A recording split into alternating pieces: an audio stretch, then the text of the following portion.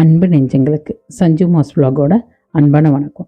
நம்ம இன்றைக்கி இந்த வீடியோவில் என்ன பார்க்க போகிறோன்னா, தை கார்த்திகை இப்போ தான் வியாழக்கிழமை முடிஞ்சது இல்லைங்களா. அன்னைக்கு தை கார்த்திகை அன்னைக்கு உடுமலைப்பேட்டைக்கு பக்கத்தில் இருக்கிற ஒரு முருகர் கோயிலுக்கு போயிருந்தோம். அவ்வளோ ஒரு மனசுக்கு ரொம்ப திருப்திகரமாக இருந்தது.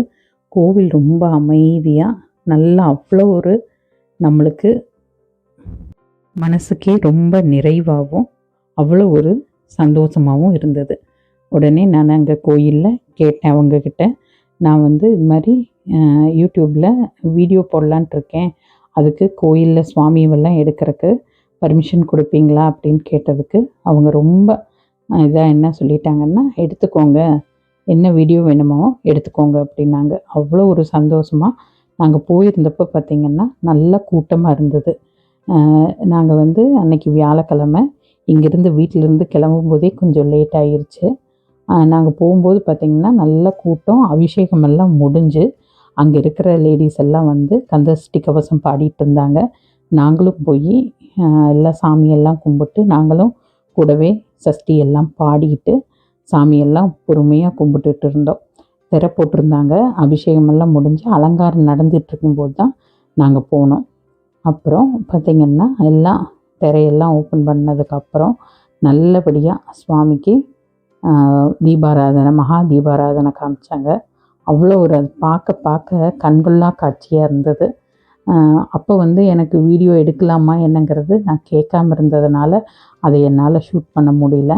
அடுத்த தடவை போகும்போது பை சான்ஸ் அது கிடைச்சதுன்னா கண்டிப்பாக உங்களுக்காக நான் அதையே கவர் பண்ணி எடுத்துகிட்டு வரேன். கோவிலே பார்த்திங்கன்னா ரொம்ப நல்லா இருந்தது.